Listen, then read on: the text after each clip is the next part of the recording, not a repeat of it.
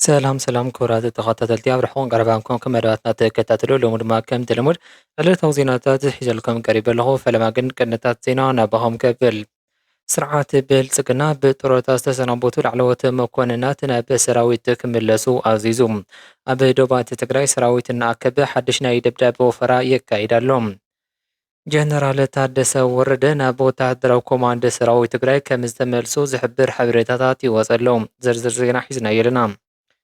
ኣብ ኣዲስ ኣበባ ዝርከቡ ሰላማውያን ተጋሩ ናብቲ ኣብ ዓፋር ዝርከብ ናይ ደገፍቲ ጌታቸው ረዳን ፀረ ጀነራል ጻድቃን ጉጅለ ክግፈፉ ክስለፉ ናይ ጎስጓስ ስራሕቲ ይግበር ምህላው ተጋሊጹ። ጀጋኑ ሓይልታት ምክልኻል ትግራይ ኣብ ዝተፈላለዩ ግንባራት ዝማረኹም ኣባላት ሰራዊት ብልጽግና ኣብ ቀረባ መዓልቲ ዕላው ከም ዝገብር ተገሊጹ። እምበርከስ ክቡራት ተኸታተልቲ እዚኣቶም ካልኦት ምሳናትን ኢኹም ዜናታት ክትሰምዑኹም እስካብ መጨረሻ ሓቢርኩም ክጽንሑ ዓደምኩም ተኸታተሉ ንዝርዝራቶም።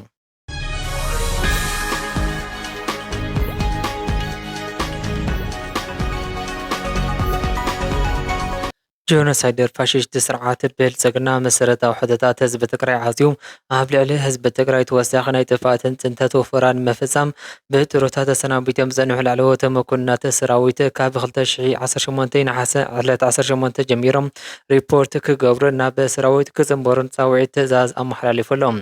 እቲ ስርዓት ኣብ ቀዳማይ ምዕራፍ ዘይወድኦ ናይ ጥፍኣት መደብ ንምፍጻም ኣፈሙዙ ናብ ትግራይ ኣዚሩ ናይ ውግእ ምድላዋት የጠናኽር ምህላው ካብቶም ፃውዒት ዝተገበረሉ መኮንናት ዝተገረኸበ ሓበሬታ የረድእ። ስርዓት ብልጽግና ዘጋጥሞ ናይ ኣመራርሓ ናይ ሓይሊ ሕፅረት ንምምላእ ካብ ዕለት 18 ናሓሰ ጀሚሩ ኩሎም ብጥሮታ ዝወፁ ላዕለዎት መኮንናት ኣብ ቁፅር ሓይሊ ምድሪ ተረኺቦም ሪፖርት ክገብሩ ትእዛዝ ኣመሓላሊፈሎም። እቲ ስርዓት ካብቲ ዝተለመደ ኣቀማምጣ ፍልይ ዝበለ ቅርፂ ብምሓዝ ኩሎም ድሕሪት ዝነበሩ ሓይልታት እውን ቅድሚት ናብ ወሰናት ትግራይ ብምስሓብ መጥቃዕትን ምጅማር ዝኽእሉ ወተሃደራዊ ኣሰላልፋ ሒዙ ይርከብ። ሎሚ መዓልቲ ኣብ ዞባ ደቡብ ወረዳ ራያ ዓዘቦ ጣብያ ገነልቲ ኣብ ዞባ ሰሜን ምዕራብ ትግራይ ከባቢ እንዳባ ጉናን ዝፈፀሙ ናይ ድሮን ደብዳባት ሓዊሱ ኣብ መቐለን ካልኦት ከባቢታት ኣብ ልዕሊ ህፃናት ኣዴታት ዝፈፀሙ መጥቃዕቲ እቲ ስርዓት ዘለዎ ኣርመንያዊ ጭካነ ዘርአየ እዩ። ብምዃኑ እውን እዚ ብስርዓት ብልጽግና ዝግበር ዘሎ ናይ ጥሮተኛ ምፅዋዕን ኣብ ደቡባት ትግራይ ሰራዊት ናይ ምእካብ ስጉምቲ ኣብ ልዕሊ ህዝቢ ትግራይ ሓድሽ ናይ ጥፍኣት ኩናት ንምጅማር ዝገብሮ ዘሎ ናይ መወዳእታ ምድላው ምዃኑ ተገሊጹሎም።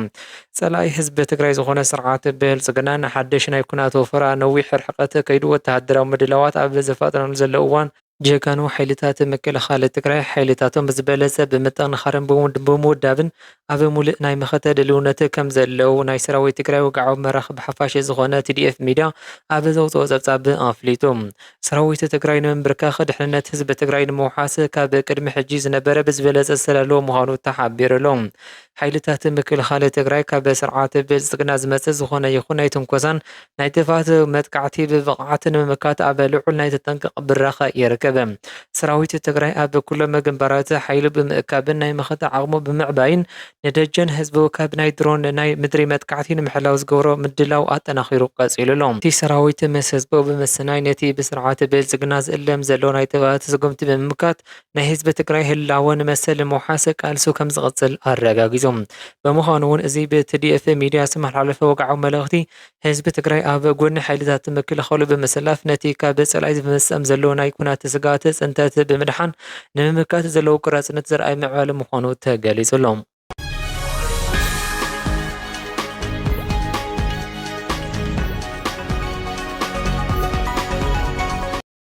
ናይ ሓይልታት ምክልኻል ትግራይ ዋና ኣዛዚ ዝነበሩን ድሕሪኡ ድማ ኣብ ግዝያዊ ምምሕዳር ትግራይ ብምስራሕ ድሕሪ ዝተወሰነ ዕረፍቲ እዋን ጀነራል ታደሰ ወረደ ሕጂ ናብ ወተሃደራዊ ኮማንዶ ሰራዊት ትግራይ ከም ዝተመልሱ ዝሕብር ሓበሬታ ይወፅ ኣለዉ። ጀነራል ታደሰ ወረደ ህዝቢ ትግራይ ኣብ ዝፀበቦ ከቢድ ፈተና ኣብ ዝነበረሉ እዋን ምስ ህዝቢ እየ ዝመውት ብምባል ምስ ህዝቦም ፀንሑ ጀግና ተገደላ እዮም። ሕጂ ድማ ናብ ማእኸላይ ወተሃደራዊ ኮማንድ ምምላሶም ንብዙሓት ዓብይ ተስፋ ፈጢሩሎም። ጀነራል ታደሰ ወረደ ድሕሪ ናይ ስራሕ ዕረፍቶም ናብቲ ማእኸላይ ወተሃደራዊ እዚ ሰራዊት ትግራይ ብምምላስ ወተሃደራዊ ሓላፍነቶም ክዋፅኡ ምጅማሮም ይግለጽ ኣሎ። ኣብ እዋን መከራ ከቢድ ፈተና ንህዝቦም ገዲፎም ካብ ምኻድ ኣብ ጎኒ ህዝቢ ትግራይ ብምስላፍ ዘርኣይዎ ጽንዓት ኣብ ልቢ ህዝቢ ዓብይ ቦታ ዘለዎ ምዃኑ ይዝከር። እዚ ናይ ጀነራል ታደሰ ወረደ ናብ ወተሃደራዊ ኣመራርሓ ምምላስ ኣብዚ ሕጂ እዋን ብስርዓት ብልጽግና ዝመጽእ ዘሎ ወተሃደራዊ ምስጋእ ብብቕዓት ብዝበለፀ ውዳበ ንምምካት ዓብይ ዓቕሚ ዝውስኽ ምዕባለ እዩ። በምዃኑ እውን እዚ ናይ ጀነራል ታደሰ ወረደ ናብ ወተሃደራዊ መሪሕነት ሰራዊት ትግራይ ምምላስ ንወተሃደራዊ መዋሃደ ሰራዊት ትግራይ ዘጠናኽርን ንህዝቢ ትግራይ ድማ ዓብዪ ናይ ተስፋን ናይ መኸተ መንፈስ ዘስንቕ ምዕባለ ምዃኑ ተሓቢሩሎም። ጀነራል ታደሰ ወረደ ኣብ ጊዜያዊ ምምሕዳር ትግራይ ኣብ ዝነበረሉ እዋን ተወሳኺ ኩናት ከይውላዕን ሰላም ክሰፍንን ካብ ዘለዎም ጽኑዕ ድልየት ብምብጋስ ምስ ስርዓት ብልጽግና ተደጋጋሚ ዘተደርድር ክካይዱ ምጽንሖም ይዝከር። ብተወሳኺ እውን ካብ ትግራይ ናብ ዓፋር ብምኻድ ንረብሓ ህዝቢ ትግራይ ኣሕሊፎም ክህቡ ዝደልዩ ዝነበሩ ወገናት ናብ ልቦም ክምለሱ ናብ ዓዶም ክኣትዉ ናይ ሰላምን ዕርቂ መልእኽቲ የሕልፉ ነይሮም እዮም። እንተኾነ ግን ናይ ስርዓት ብልጽግና ድሌት ሰላም ስለ ዘይኮነ ናይ ጥፋት ብምዃኑ እቲ ናይ ሰላም ጻዕሪ ብፍላጥ ክፈሽል ተገይሩ እዩ። ሕጂ ድማ ጀነራል ታደሰ ወረደ ኣብዛ ቁርፂ እዋን እዚኣ ሙሉእ ዓቕሞምን ወተሃደራዊ ተመክሮምን ንህዝቢ ትግራይ ንምብርካት ምስ ህዝቦም ብምውጋን ናብ ማእኸላይ ኮማንዶ ሰራዊት ትግራይ ከም ዝተመልሶ ይሕብር ኣሎ። ጀነራል ታደሰ ወረደ ኩናት ንምዕጋት ዝኸድዎ ናይ ድርድር ርሕቐትን ክሳብ ዓፋር ብምኻድ ዝገብርዎ ጻዕርን ንህዝቢ ትግራይ ካብ ተወሳኺ ዕንወት ንምድሓን ዝነበሮ ቆራጽነት ዘርኣዩ እዩ። እቲ ስርዓት ንሕቶታት ሰላም ብምውጋድ ንትግራይ ወተሃደራዊ ሓይሊ ምምሕዳር ዘለዎ እኩይ ድሌት ብጋህዲ ኣርዩ ድማ ኣሎ።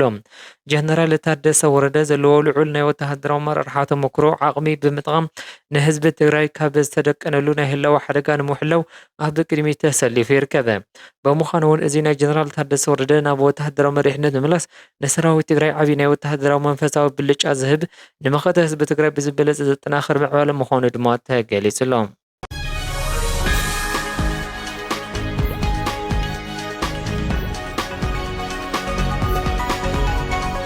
ካብ ትግራይ ንስራሕ ወይ ድማ ካብ ናይ ኩናት ስጋት ኣምሊጦም ኣብ ኣዲስ ኣበባ ሰላም ክረኽቡ ዝተቐመጡ ሰላማውያን ተጋሩ ናብቲ ብጽልዋ ጀነራል ጻድቃን ገብረትንሳኤን ጌታቸው ረዳን ዝምራሕ ኣብ ዓፋር ዘሎ ዕጡቕ ሓይሊ ክስለፉ ዘገድድ ናይ ጎስጓስ ናይ ምእካብ ምንቅስቓስ ይገብሩ ምህላዎም ዝሕብሩ ሓበሬታ ይወጸሎም። እቲ ወፈራ ነቶም ኣብ ኣዲስ ኣበባ ዘለዉ ተጋሩ ከም ዝኾነ ኢትዮጵያዊ ግዴቶም ክዋፁ ናብ ቦታ ክኸዱ ኣለዎም ብምባል ጽኑዕ ናይ ጸቕጢ ጎስጓስ ይካየድ ምህላው ተገሊጹ።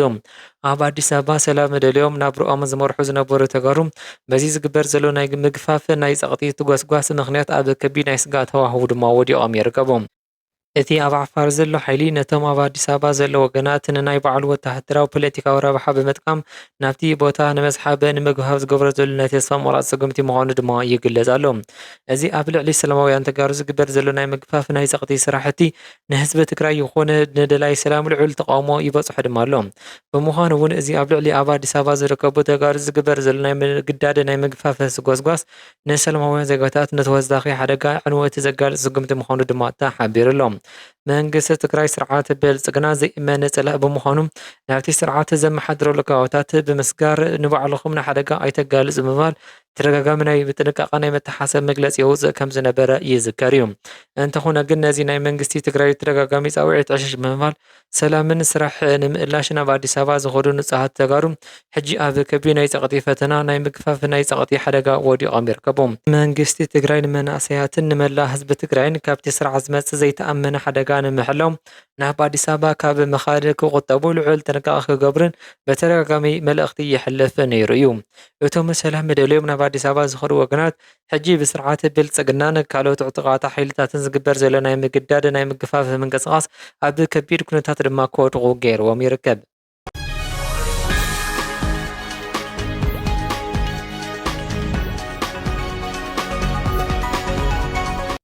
ስርዓት ብልጽግና ኣብ ዝተፈላለዩ ግንባራት ተደጋጋሚ ናይ ትንኮሳ ናይ ውግእ ምድላዋት እናገበረ ኣብ ዝርከበሉ ዘሎ እዋን ጅጋኑ ሓይልታት ምክልኻል ትግራይ ነዚ መጥቃዕቲ ብብቕዓት ብምምካት ዝማረኾም ቁፅሮም ብዝሕ ዝበሉ ኣባላት ሰራዊት ብልጽግና ኣብ ቀረባ መዓልቲ ብወግዒ ንህዝቡ ይፋ ከም ዝገብር ዝሕብር ሓበሬታ ይወጸሉ።